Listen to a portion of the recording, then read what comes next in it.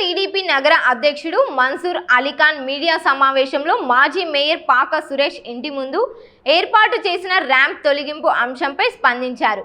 Municipality సంస్థలో అనుమతులు లేకుండా నిర్మాణాలు చేయడం సరైన విధానం కాదని అన్నారు.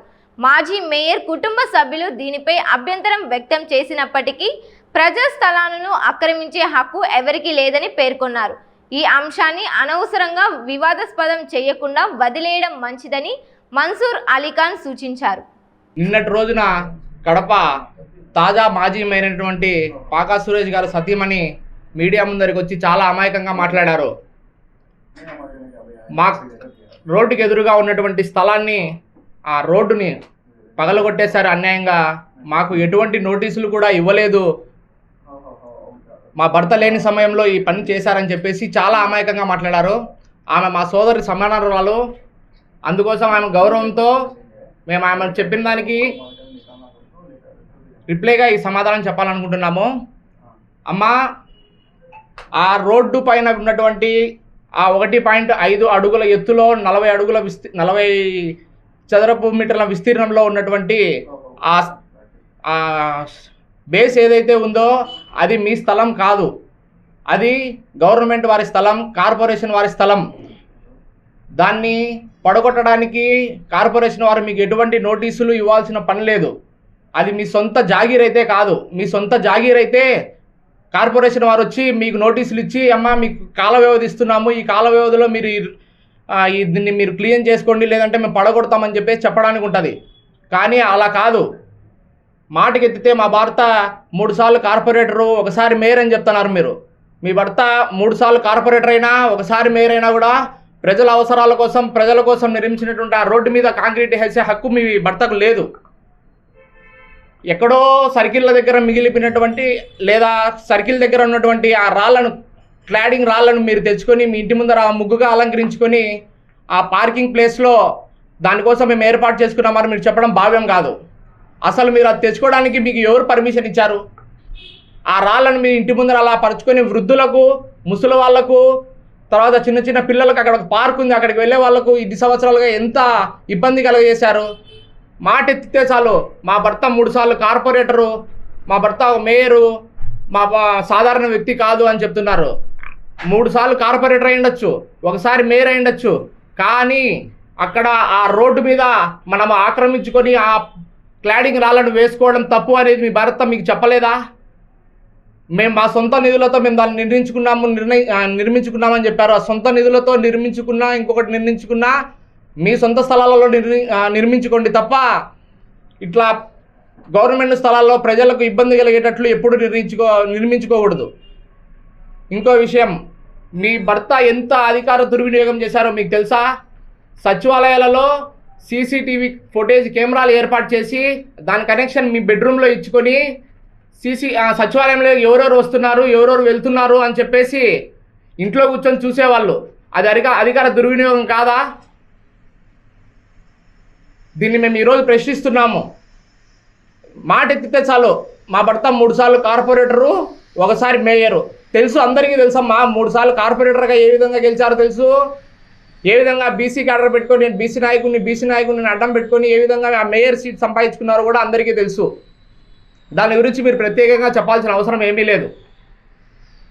మీరు చెప్పండి, ఇట్లా ఆ కార్ పార్కింగ్ ప్లేస్ అని చెప్పేసి మీ నోట్తో మీరు చెప్తున్నారు. మీ కార్ పార్కింగ్ స్పేస్ సచివాలయంలో మీ సొంత పార్కింగ్ మాదిరి ప్రజల అవసరార్థం నిర్మించిన సచివాలయాలలో ఆ కార్ పార్కింగ్ చేసుకుంటున్నారు మీరు. ఇది వాస్తవం కాదా? ప్రజలెవరికి ఈ విషయం తెలియదు అనుకుంటున్నారా? కార్పొరేషన్ వారికి మీ వీధిలో ఉన్నటువంటి ప్రజలు మాకు దీనివల్ల ఇబ్బంది కలుగుతుంది అని చెప్పేసి కార్పొరేషన్ వారికి వెళ్ళి కంప్లైంట్ ఇస్తే దాన్ని అధికారులు వచ్చి తొలగిస్తే మీరు దీన్ని ఇంత రాద్ధాంతం చేస్తున్నారు. ఇది ఎంత మటుకు సమంజసం? ఇట్లా మీ భర్త గురించి చెప్పుకుంటూ పోతే ఇంకా చాలా ఉన్నాయమ్మా. అన్నీ ఒక్కసారిగా విప్పి ప్రజల ముందు పెట్టమంటారంటే చెప్పండి, పెడతాం. దాంట్లో మాకు ఎటువంటి సందేహం లేదు.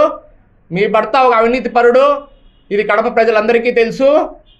మీకు తెలియకపోతే మీరు తెలియజేసుకోండి. ఇంట్లో కూర్చోబెట్టుకొని అడగండి మీ భర్త గారిని ఏమేమి చేశారు అని చెప్పేసి ఒకసారి అడగండి. మీ భర్త గారు ఏదో చెప్పేసి ఇది మన సొంత నిధులతో మనం కట్టించుకున్నాము, ఇది మనదే అని చెప్పేస్తే అది చెల్లదు. మీరు అడగండి, ఇది మనదా కార్పొరేషన్ అని మనం తెచ్చుకున్నామా అని చెప్పేసి ఒకసారి అడగండి. మీ డివిజన్లో 3 సార్లు కార్పొరేటర్గా గెలిచి కూడా ఒకసారి మేయర్గా అయినటువంటి వారు ఆ 3 సంవత్సరాలు కార్పొరేటర్గా గెలిచి కూడా ఈసారి జరిగిన 2024 ఎలక్షన్లలో మీ సొంత బూత్లోనే మా పార్టీకి 350 ఓట్ల మెజారిటీ వచ్చాయి. ఈ విషయాన్ని మీరు గుర్తు చేసుకోవాలా. మీకు ఎంత వ్యతిరేకత ఉందో మీ డివిజన్లో, మీ బూత్లో, మీ నివాసం ఉంటున్న మీ బూత్లోనే మీకు ఎంత వ్యతిరేకత ఉందో మీరు తెలుసుకోవాలి. మీరు నిజంగానే 3 సార్లు చేసి మీ 47వ డివిజన్ డెవలప్ చేసి ఉంటే 47వ డివిజన్లో మీకు ఎంత వ్యతిరేకత ఉంటే మీకు 350 ఓట్ల మెజారిటీ మీ బూత్లోనే మా పార్టీకి వస్తాయి. దీని అందరూ ఒకసారి గమనించాలి. మీడియా ఉంది కదా అని చెప్పేసి ఏది పడితే అది సానుకూలంగా మాట్లాడి సింపతితో మాకు గెయిన్ చేసుకోవాలని చూస్తే మాత్రము అది తప్పు. కడప ప్రజలకు ఎవరికైనా సరే ఆ సన్నివేశాన్ని చూస్తే నవ్వుతున్నారు. అది కార్పొరేషన్ రోడ్డు అని క్లియర్గా కనపడుతుంది. అది కార్పొరేషన్ రోడ్డు, దాని మీద 1.45 అడుగులు ఎత్తులో 40 మీటర్లు పొడవుతో మీరు వేశారు. అది అందరికీ తెలుసు, చూసుకోండి. ఇంకొకసారి ఇలాగా రిపీట్ కాకుండా ముందుగానే జాగ్రత్తలు తీసుకొని అడిగి మీ భర్త గారిని మీరు ఏమేమి చేశారు, ఇటువంటివన్నీ తప్పు అని మీరైనా సరి చెప్పండి. మీరు బాగా చదువుకున్నారు, మీరన్నా చెప్పండి. కార్పొరేషన్ వారు నోటీసులు మీకు ఎందుకు ఇస్తారు? అదేమన్నా మీ సొంత జాగీరా నోటీసులు ఇవ్వడానికి? అది మీ సొంత స్థలం అయితే కార్పొరేషన్ వాళ్ళు మీకు నోటీసులు ఇస్తారు. కార్పొరేషన్ స్థలంలో అక్రమంగా ఎంక్రోచ్మెంట్ చేసి కడితే కార్పొరేషన్ వారు ఎవరికి నోటీసులు ఇవ్వకుండా ఎప్పుడైనా వచ్చి దానిని తొలగించే హక్కు, సామాన్య ప్రజలకు అక్కడ రక్షణ కల్పించే హక్కు, వాళ్ళకు అనుకూలంగా చేసే హక్కు కార్పొరేషన్ వారికి ఎప్పుడు ఉంటుంది. ఈ విషయం కూడా మీరు చదువుకున్న మీకు తెలియదంటే అది హాస్యాస్పదమనే నేను అనుకుంటున్నాను. 4 సంవత్సరాల నుండి అది అట్లే ఉంది. 2 సంవత్సరాలుగా వారు అధికారంలో ఉన్నారు. మేము అధికారంలోకి వచ్చిన తర్వాత కూడా సీసీటీవీ ఫుటేజ్లు అలాగే ఉన్నాయి. సచివాలయంలో పైన సచివాలయంలో కెమెరా, కింది సచివాలయంలో కెమెరా అలాగే ఉంచారు. ఆ బెడ్రూమ్ కనెక్షన్ని వారి ఇంటి లోపల నా దగ్గర వీడియో ప్రూఫ్తో సహా ఉన్నాయి. వాళ్ళ ఇంటి కనెక్షన్ ఇచ్చుకునేటివి. మేము వాళ్ళ మాదిరి ఏది పడితే అది మాట్లాడము. మా దగ్గర విత్ ప్రూఫ్స్తో ఉన్నాయి. టైం వచ్చినప్పుడు మీరు ప్రజలు కావాలనుకున్నప్పుడు లేదా వారు ఇంకా వాళ్ళు మాకు బయట పెట్టండి అన్నప్పుడు మేము బహిరంగంగా బయట పెడతాం మీడియా ముఖంగా. దీనికి ఎప్పుడూ సంసిద్ధమే. అమ్మా, ఈ అబద్ధపు మాటలన్నీ మీరు మానేసి మీరు చేసిన దానికి ప్రజలకు క్షమాపణ చెప్తే మంచిది. క్షమాపణ చెప్పాలని మేము కోరుకుంటున్నాము. వీలైతే మీ భర్త ద్వారా కూడా క్షమాపణ చెప్పించవలసిందిగా కోరుకొని, రాజకీయం చేస్తే హుందాతనంగా చేయాలి కానీ తప్పు చేసి కూడా దాన్ని సమర్థించుకోకూడదు. మీరు ఈరోజు ప్రజలకు తప్పు చేశారు, వాళ్ళు మీ వల్ల వాళ్ళు అసౌకర్యానికి 4 సంవత్సరాలుగా గురి అయ్యారు కాబట్టే మీరు ప్రజలకు బహిరంగంగా క్షమాపణ చెప్పాలని మేము కోరుకుంటున్నాము. ఇప్పుడు నిన్న జరిగిన సన్నివేశం, పాకా సురేష్ గారి ఇంటి ముందర ఏదైతే ర్యాంప్ ఉందో దాన్ని తొలగించిన తర్వాత వారి మిస్సెస్, వారి భార్య సతీమణి గారు మీడియా ముఖంగా చాలా అమాయకంగా మాట్లాడారు. ఎంతో సింపతి పొందాలని చెప్పేసో ఇంకోటో అది ప్రజలే అర్థం చేసుకుంటారు. అక్కడ ఉన్న ర్యాంపు దాదాపు 5 ఏళ్ల పైనుంచి ఉంది. దానివల్ల ప్రజలు ఎంతోమంది ఎన్నోసార్లు ఇబ్బంది పడ్డారు. చిన్నపిల్లలు ఆడుకునేదానికి ఇబ్బందిగా ఉంది. పార్కింగ్కి పైకి ఎక్కించడానికి వాళ్ళకు అనుకూలంగా వేసుకున్నారు కదా తప్ప వాళ్ళు ఏ పొద్దు కార్ పార్కింగ్ అనేది పైన పెట్టింది లేదు. వాళ్ళు కార్ పార్కింగ్ ఎప్పుడు సచివాలయంలోనే పెడుతున్నారు. సచివాలయానికి ఎదురుగానే వాళ్ళ ఇల్లు కూడా ఉండేది. అక్కడ వృద్ధులు కూడా చాలా ఇబ్బంది పడ్డారు. చిన్నపిల్లలు ఆడుకోవడానికి ఇబ్బందిగా ఉంది. ఎవరన్నా పోతున్న ప్రజలు వెళ్ళడానికి కూడా కారు అక్కడ చాలా ఇబ్బందిగా ఉంది ఎక్కి దిగడానికి.